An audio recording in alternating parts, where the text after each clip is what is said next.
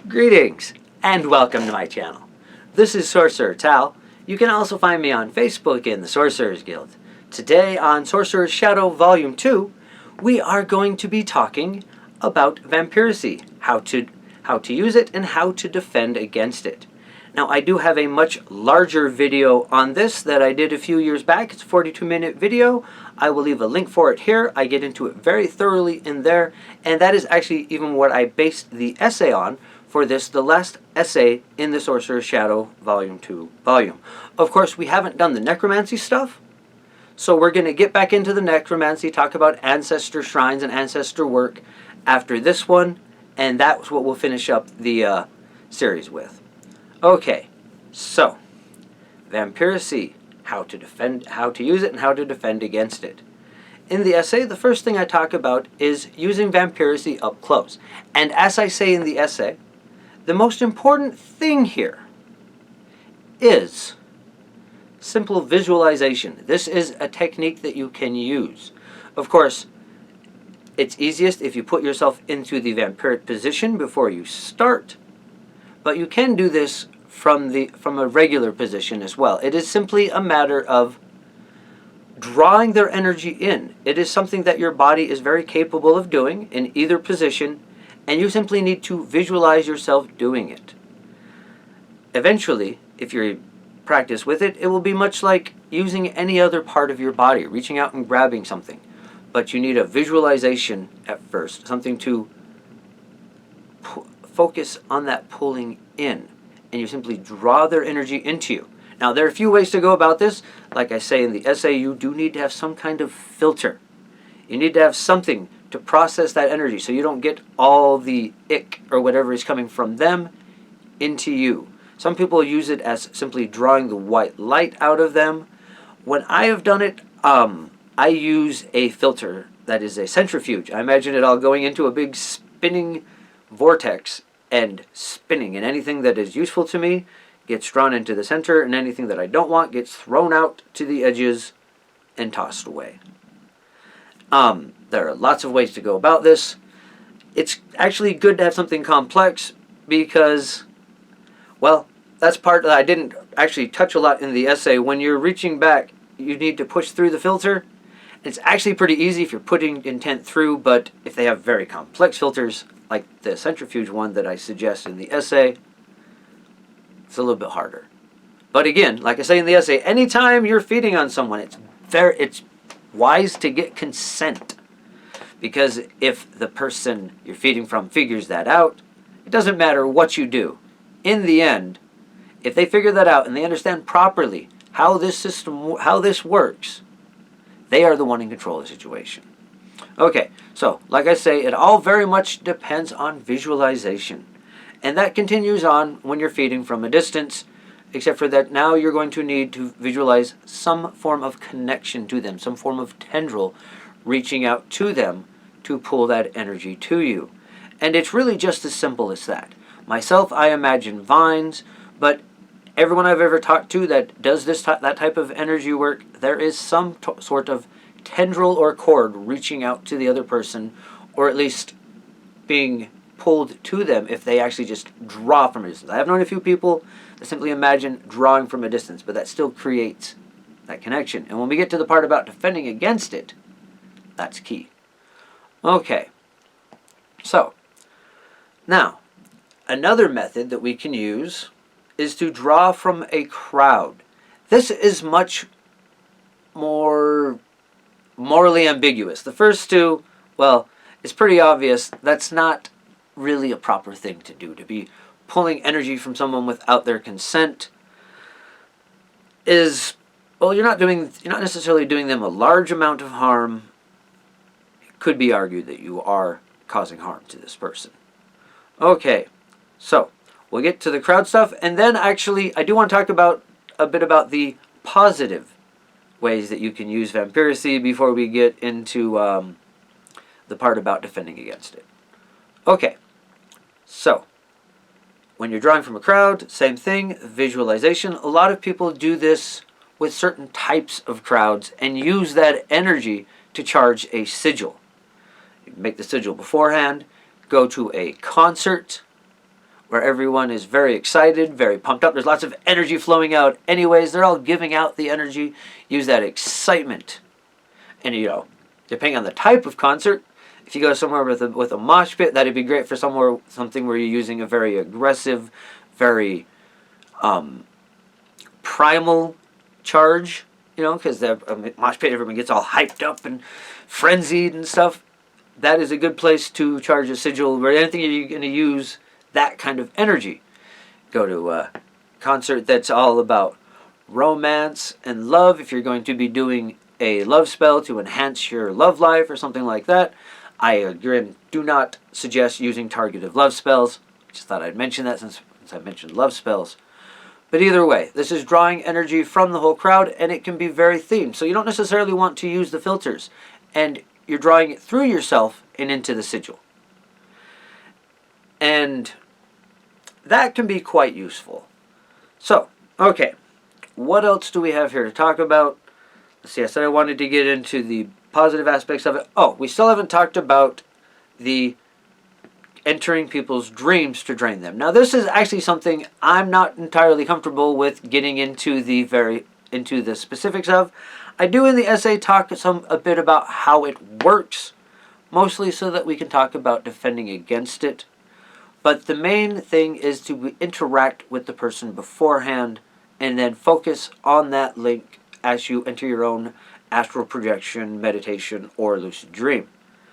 And it's important to know that because that is part of how we defend against it.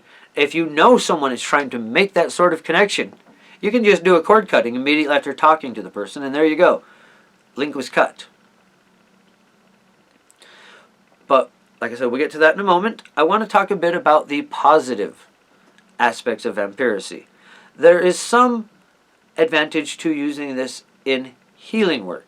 Now, the problem here is if you're using Vampiricy, you are, of course, drawing that energy into you. You're going to need to use a very strong filter and actually wash most of the energy away. So, just like within regular healing work, where the person does the energy work, pulls out the negative stuff, and will often clean their hands. I actually use a bowl of water that I wash my hands in between pulling out the negative energy. But if you put yourself in the vampiric state, not only will that pull a little bit harder, you can use that energy and pull it into your and get some remnant of the negative energy. You can pull some remnant of positive energy into that by essentially switching its poles. You can actually turn it back into positive energy by using a centrifugal force or vortex method, like I talked about earlier. Spinning all of the negative energy, you would want to spin it very intensely and imagine a white ball forming in the center if you're going to do this, of intense energy, white, pure energy, and all the blackness going to the outside, going whoosh, and then you will still get rid of that in the same way as you would any other healing, washing your hands, or whatever method you use, and dispose of that. But then you can use that core of white, pure energy that you've centered into the center of the vortex. And so there are ways to use Vampiricy when you are doing a healing technique where you are drawing pain or negative energy out of the body. I have heard talk of people using it when they are helping people get over trauma as a way to draw the emotional distress away from the person. But again, you're going to want to filter that very well, or you're just going to be drawing the distress into yourself and taking more of that burden on than you normally would if you are being a kind ear for someone to listen. Now, there are lots of ways to abuse all of this. So be very mindful of this if you are the person who is asking someone who is using Vampiricy to heal you, especially someone who is using that getting that energy from you telling them about your trauma and upset, because it'd be very easy and tempting for them to actually agitate that, or even possibly give you bad advice to cause more drama and then use that to draw from. So Be very mindful of that. If you are the consensual party in a vampire getting energy in one of those fashions. Okay, so how to stop a vampire. I talk a lot in the essay about crossing your legs, crossing your fingers, or your arms. Crossing your fingers is really all the more that's needed. It's simply a visual cue to remind your body that you have closed off your aura and are not allowing any energy in. This can be a way to prevent links from forming as well. If you're speaking to someone and you think that they are going to try and enter your dreams later that night, you can cross your fingers and close off your aura, allowing no connection. You can also, like I said a little while ago, do a cord cutting immediately afterwards and sever that. If someone is trying to feed from you up close in person, same thing, cross your fingers, or you can put up a barrier or push out ill intent. And simply in that intent, put out that it is going to push through any filters that they have. If you encounter resistance, you feel it spinning, go with the spin, and then imagine that the part that is negative is, or negative, has your ill intent towards the vampire going into the center of the vortex where they are trying to push it out, and simply go with the spin until you get out the other side with your intent intact. It's actually quite easy to get through any filter. It's part of the reason I don't actually use Vampiricy anymore. There's a lot of moral implications. I mean, like I said, they're not always there. There are ways to get consent. There can be a lot of energy work or energy play that can be found in this way. In fact, I don't have it worked out quite yet, but I'm going to put forth a system where if you have someone to work with, you can get some practice going back and forth with this. Really, as long as both of you are consenting, you could pull energy back and forth from each other, but with the simple visualizations. And as long as you're both consenting and able to trust each other, that alone would work. But I am considering putting together an experiment that I will propose here in a few weeks or so, about doing an experiment of energy exchange between two willing partners. And there's a lot of fun that can be had with that sort of thing well, we're not going to talk about that in the experiment, but a lot of fun that can be had with that. And there's nothing wrong with these sort of things. There's nothing wrong with that exchange of energy in any moment of intimacy or friendship. We do this all the time. There's already an exchange of energy that takes place. The Vampiricy itself doesn't really become predatory until we take more than the other person, then we take more than is created during a regular exchange, or more than the other person is willing to give. So, there are certainly a lot of moral implications and consents that need to be had for, well, moral implications and for your own safety. Anytime, and even in those cases, either end, if you're the person giving energy or the person receiving, there is a huge level of trust involved. So that does make it interesting for moments of intimacy. That vulnerability between between two or more people. But anyways, I think we're going to go ahead and end the video there. Thank you once again for joining us. If you haven't subscribed to the channel, please take the opportunity to do so now. And if you've got this far into the video, please go ahead and like. Leave a comment if you have any questions or comments that you'd like to leave.